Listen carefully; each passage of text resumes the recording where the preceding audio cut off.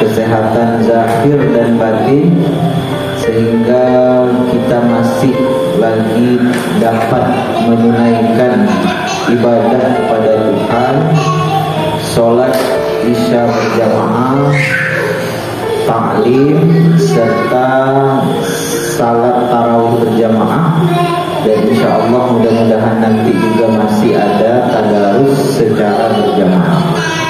Baik Bapak Ibu, mengisi waktu 10-20 menit ini, marilah kita lihat salah satu hadis Rasulullah SAW.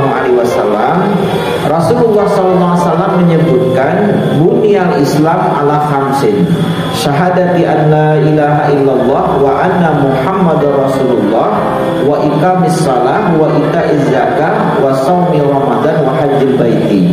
Kata Rasulullah, Islam ini dibangun dengan 5 perkara. Jadi disebut 5 perkara, kita sebut dengan rukun, 5 rukun. Kalau disebut rukun, kalau tidak ada berarti tidak sempurna Islam kita. Bapak Ibu, sholat rukunnya 13, 1 tertinggal, sholat itu tidak sah. Kenapa? Karena tertinggal rukun. Dalam Islam ini juga ada 5 rukun. Kalau tertinggal maka tidak sempurna Islam kita. Yaitu salah satunya yang jadi kajian kita malam hari ini, yaitu wa itaiz zakah, mengeluarkan zakat. Bapak Ibu, kalau misalnya kita kaji melalui fikih, zakat itu ada berapa? Zakat itu 2, Pak. Zakat fitrah, zakat mal. Tapi sebenarnya 3. Zakat fitrah, zakat mal, zakat diri. Nah, zakat diri itu ada di ilmu hakikat. Di ilmu syariatnya, fikihnya zakat 2. Zakat fitrah, zakat mal. Tapi kalau dalam ilmu hakikat 1 dia, yaitu zakat diri. Maka kalau kita iringkan keduanya berarti 3. Zakat fitrah, zakat mal, zakat diri. Yang 3 ini wajib beriring. Yang jarang dibahas itu zakat diri, Pak. Kalau zakat fitrah, para ustadz setiap Ramadan cerita.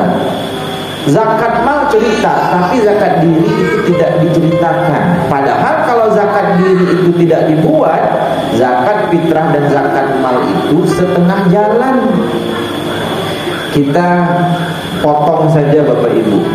Zakat fitrah itu disebut para ulama dengan sedekah jiwa atau zakat makanan pokok. Maka itu yang dikeluarkan itu adalah makanan pokok kita. Berapa dia? 1 sak. Satu sa itu 3, liter, atau kalau kita kalkulasikan dengan beras kita 2,5 kilo satu jiwanya. Wajib semua umat Islam, baik dia kecil besar, dia wajib dikeluarkan zakatnya, yaitu 2,5 kilo. Cuman Bapak Ibu, ada juga para ulama yang menyebutkan 3 kilo.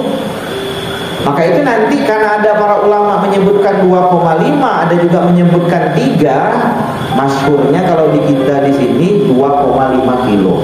Cuman Pak, kalau sudah ukur 2,5 kilo, lebihkan paling tidak 1 genggaman ini.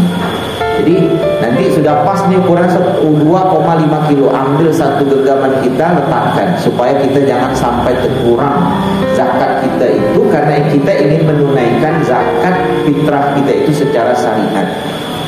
Nah, 2,5 kilo. Kapan dikeluarkan? Waktunya dari mulai awal Ramadan sampai akhir Ramadan, sebelum khutbah itu bubar. Khutbah Idul Fitri itu bubar. Tapi waktu mustajabnya, waktu yang paling baiknya itu sebelum khutbah itu selesai.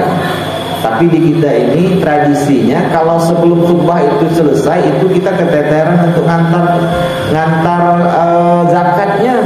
Maka itu ambil zakat biasanya 2 hari sebelum Idul Fitri itu sudah wajib selesai, dan nanti mudah untuk didistribusikan kepada yang berhak untuk menerima zakat tersebut. Maka nanti jangan lupa Bapak Ibu, kadang ada orang terlupa Pak. Habis khutbah Idul Adha Fitri itu baru dia astagfirullah, kata dia. Lupa, kata dia, mengeluarkan zakat fitrah, kata dia. Nah, ini yang gawat kita nih. Kenapa? Karena 1 tahun makanan kita itu tidak suci kita makan, gara-gara kita terlupa mengeluarkan zakat fitrahnya. Lalu yang kedua, zakat mal. Nah, zakat mal ini Bapak Ibu, ini tidak jadi kajian kita pada malam hari ini. Kenapa? Karena kajiannya panjang. Jadi nanti semua harta kita itu ketika sampai nisabnya wajib dikeluarkan zakatnya. Kebun misalnya besar, kalau sampai nisabnya dikeluarkan zakatnya. Punya peliharaan kambing sampai lebih 100 ekor, tentu ada zakatnya. Lembu juga, macam-macam dia zakat mal tersebut. Atau emas yang kita simpan sudah sampai masanya, sampai nisabnya juga wajib dikeluarkan zakatnya. Tapi ini ada aturannya, ada ukurannya. Nah, ini ceritanya akan panjang. Tapi yang ada hubungannya dengan Ramadan kita ini, karena zakat fitrah itu ada di bulan Ramadan, maka jangan sampai kita terlupa mengeluarkan zakat fitrah tersebut Bapak Ibu. Bapak Ibu yang saya muliakan, ada salah satu ayat Al-Quran menyebutkan, yaitu khuz min amwalihim sadaqatan tutahhiruhum wa tuzakkihim biha wa shalli alaihim. Kata Allah dalam Al-Quran, ambillah zakat dari sebagian harta mereka, dengan zakat itu kamu membersihkan dan mensucikan mereka, dan mendoalah untuk mereka. Di sini ada kata kuncinya, membersihkan dan mensucikan. Kalau disebut membersihkan, itu hubungannya dengan jasad kita. Kalau disebut mensucikan, itu hubungannya dengan ruh kita. Nah, saya ingin bahas yang zakat yang ketiga dari Pak, karena ini jarang disampaikan, zakat diri tersebut. Contoh begini Pak, kenapa anak yang baru lahir 1 jam sebelum khutbah Idul Fitri sudah wajib zakat? Padahal kita sering baca ayatnya bahwa zakat itu untuk mensucikan jiwa. Yang baru lahir itu zahirnya bersih, jiwanya suci. Tapi kenapa anak itu tetap wajib zakat fitrah? Nah, ini Pak, yang di sini nanti letak zakat dirinya tersebut. Anak yang baru lahir istri kita di rumah melahirkan 1 jam sebelum khutbah Idul Fitri, lahir anak kita, dia sudah wajib zakat. Sementara Al-Quran menyebutkan zakat itu untuk mensucikan diri kamu. Anak kita itu, siapa yang berani bilang anak kita itu sudah kotor? Anak kita yang baru lahir itu suci dia, jasadnya bersih, jiwanya masih suci. Tapi kenapa masih diwajibkan keluar zakat fitrah? Nah, disinilah nanti rahasianya. Maka itu zakat fitrah itu zakat makanan pokok. Fungsinya untuk mensucikan makanan yang kita makan. Itulah kenapa anak yang baru lahir itu sudah wajib zakat fitrah. Kenapa? Karena dia sudah makan dalam perut emaknya 9 bulan, 9 hari. Waktu emaknya ngandung, emaknya makan bakso, anaknya makan bakso. Emaknya makan sate, anaknya makan sate. Emaknya minum es cendol, anaknya minum es cendol. Maka ketika dia lahir, untuk mensucikan makanan yang dimakan oleh anak tersebut, dia masih tetap wajib dikeluarkan zakat fitrah. Berarti Bapak Ibu, zakat fitrah itu untuk mensucikan makanan yang kita makan. Zakat mal mensucikan harta yang kita cari. Kalau seandainya zakat fitrah mensucikan makanan yang kita makan, zakat mal itu mensucikan harta yang kita cari, mana zakat untuk mensucikan jiwa kita tersebut? Maka itu ilmu tauhid, ilmu tasawuf, atau disebut dengan ilmu hakikat, menyempurnakan Pak, yaitu zakat diri tersebut. Contoh begini Pak, sebentar lagi Pak ya, 5 menit sampai ini. Contoh begini Pak, kira-kira bisa tidak kita bekerja di kebun, beli rumah, buat rumah, kalau seandainya tidak ada tangan, tidak ada kaki? Tak bisa Pak. Kalau tak ada tangan, tak ada kaki, kita tak bisa bikin rumah. Berarti tangan kaki kita itulah harta kita yang sebenarnya. Kalau tidak ada otak, bisa tidak kita bekerja?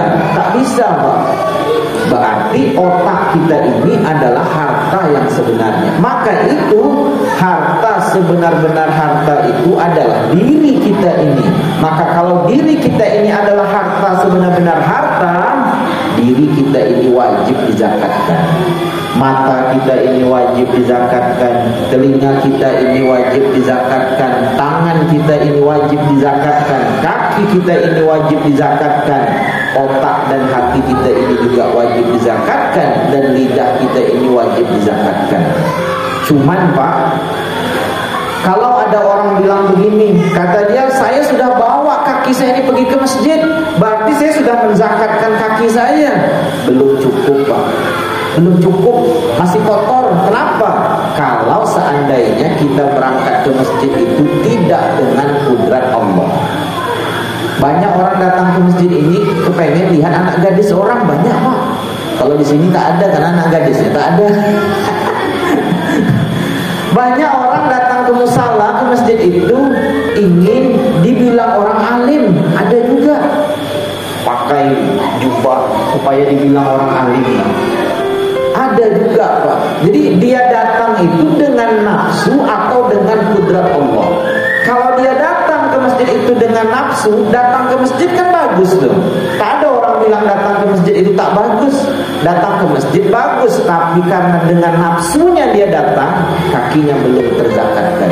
Dia mesti wajib dengan kudrat iradat Allah. La haula wala quwata illa billah. Baca Quran bagus tidak? Baca Quran bagus Pak. Saya baca Quran dari pagi sampai sore di rumah, bagus.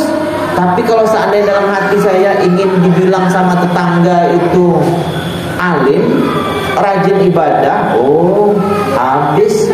Baca Qurannya bagus, tapi baca Qurannya dengan nafsu, maka lidah ini belum lagi terzakatkan kalamnya tersebut. Maka dia wajib di situ dengan kudrat iradat Allah, dengan sifat kalam Allah, bukan kalam kita. Maka itu Bapak Ibu, seluruh diri kita ini itu wajib kita keluarkan zakatnya. Mata kita wajib, telinga wajib keluarkan zakatnya, tangan wajib dikeluarkan zakatnya, kaki ini juga wajib dikeluarkan zakatnya, hati dan perasaan ini juga wajib dikeluarkan zakatnya. Pulang ke rumah, bapak-bapak dimarahi mak-mak di rumah karena baju baru belum terbeli. Marah istri di rumah, ini 5 hari lagi mau lebaran nih bang, kata dia.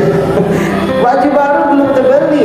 Bapak tahan hati. Menahan hati tersebut, itu kita sedang mensucikan hati kita. Tapi kalau misalnya kamu ini memang istri yang tak taat kepada suami, oh berarti kita tidak sedang untuk menzakatkan lidah kita, menzakatkan hati dan perasaan kita tersebut. Maka itu Bapak Ibu, ringkasnya, diri kita ini adalah harta yang sebenar-benarnya harta yang wajib juga kita zakatkan. Kalau yang ini tidak kita zakatkan, maka zakat fitrah dan zakat mal itu dia jadi setengah jalan. Maka itu disebutkan tadi membersihkan dan mensucikan. Bersih itu hubungannya dengan jasad, dan mensucikan itu hubungannya dengan ruhani kita atau ruh kita tersebut. Maka nanti Bapak Ibu, setelah nanti Bapak Ibu keluarkan zakat fitrah 2,5 kilo, ingat mata kita ini juga wajib dizakatkan. Mulut kita, telinga kita, tangan kita, kaki kita, hati kita, otak kita ini itu wajib dikeluarkan zakatnya Bapak Ibu. Dan dalam kitab ini penjelasannya panjang Bapak Ibu tentang bagaimana cara menzakatkan mata, telinga, tangan, kaki, tapi kita beransur-ansur, tidak langsung selesai semuanya. Baik Bapak Ibu, terima kasih banyak. Mohon maaf, mohon dihalalkan. Mudah-mudahan ada manfaatnya meskipun singkat, dan mudah-mudahan bisa kita amalkan bersama-sama dalam kehidupan, dalam rangka untuk membersihkan diri kita dan mensucikan jiwa kita sehingga Allah ridho kepada kita. Amin ya rabbal alamin. Assalamualaikum warahmatullahi wabarakatuh. Baik Bapak Ibu, marilah kita menunaikan salah satu ibadah, yaitu sholat sunnah tarawih, insyaallah yang akan dipimpin oleh Ustaz Asep dan Bilal Ustaz Badus. Assalamualaikum warahmatullahi wabarakatuh.